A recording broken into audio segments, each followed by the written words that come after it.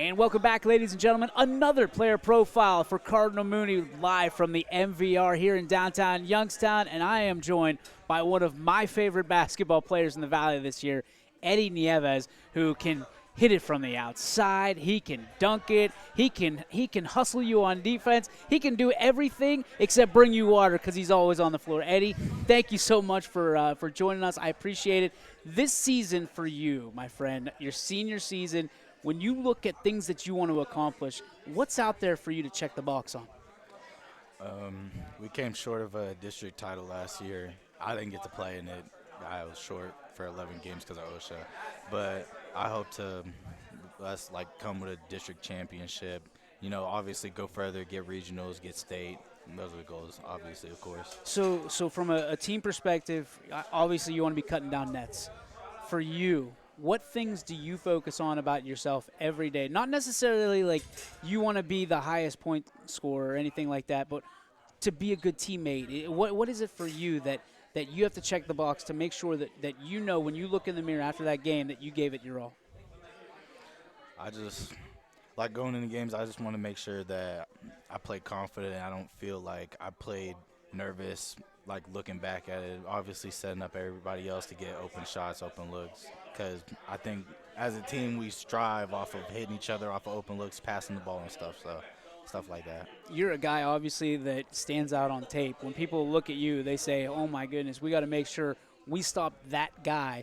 And you are a tough nut to crack, so to speak, because you get it done on defense. Like I said, you can hit threes. You can go inside. You are every opposing coach's worst nightmare. Coach Palermo, I'm sure, is pretty excited to have you aboard. For you, what part of your game did you have to work on the most to get it where it is?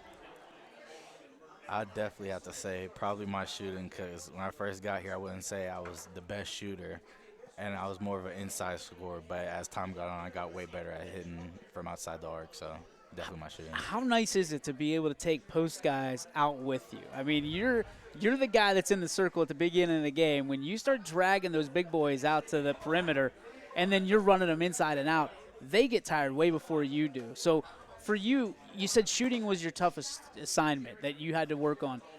How many shots and what was the strategy to get to be a better shooter? Is it literally just watching the ball go in? Is it taking 100 shots, 1,000 shots a day? What was it for you?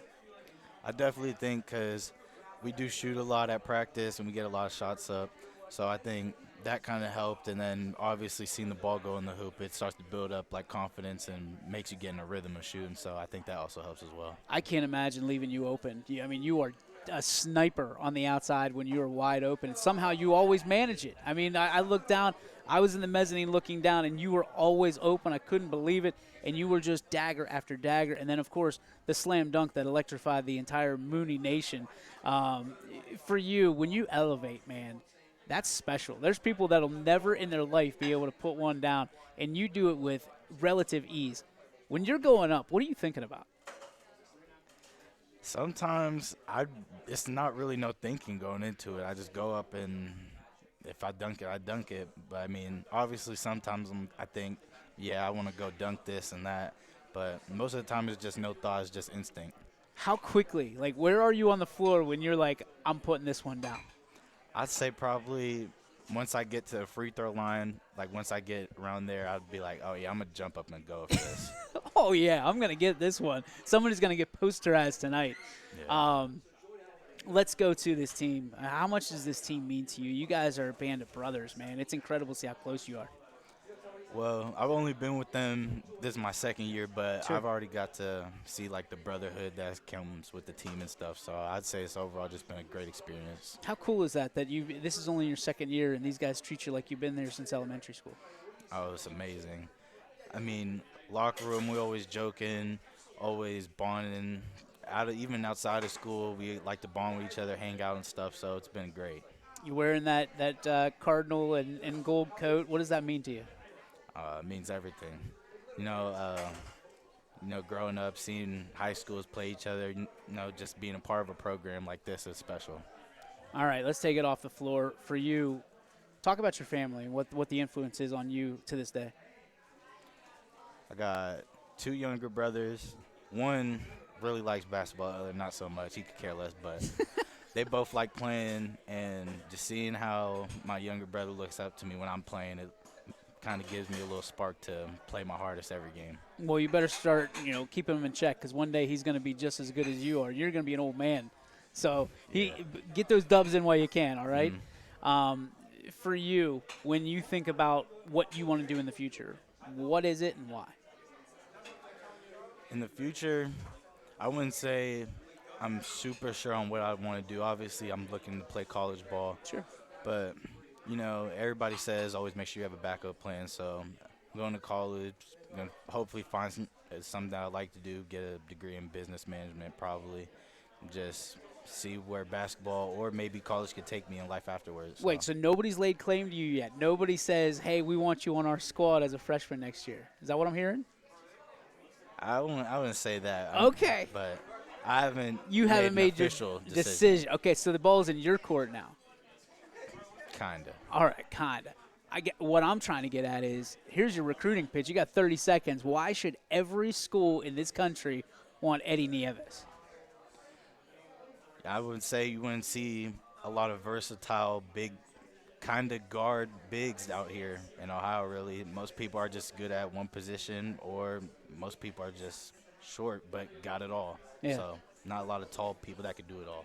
And around here. this guy can, absolutely can. So when you are looking at your future, that backup plan you talk about, what other interests do you have outside of basketball, and what do you think can drive you into a career someday? I kind of have a interest in fashion. I could see myself maybe if I wanted to starting a clothing brand maybe, or just getting out reselling shoes maybe if I wanted to. Hey, the quarterback from Alabama has his own brand and stuff like that. So what kind of, you talk about fashion. You're talking about shoes, shirts, what else? Like pants, Okay. like any type of denim wear. Just So stuff this is like that. real fashion, like street fashion, not just like stuff you wear on the floor, the court, stuff like that, right? Yeah. That would be cool. Who got you into the fashion game? I'd say probably my parents, because growing up they always liked dressing me, and I always liked Jordans and stuff and clothing growing up, so I think that's probably it. Very cool. Role models, man. Who are they for you? I'd say my dad, my mom, weird one, but Kyrie Irving. Always looked up to him as a basketball player, Kyrie Irving. Fair enough. Mom and dad, why are they your role models? No, obviously when we're kids we don't like getting yelled at and stuff, but like as I grew up I always like started to realize like what they're yelling at me for, and like why they've been so hard on me and stuff, like trying to shape me into a man growing up. So I understand it, and I always value them for trying to teach me at a young age and still teaching me now. What's one characteristic of Coach Palermo that you really admire?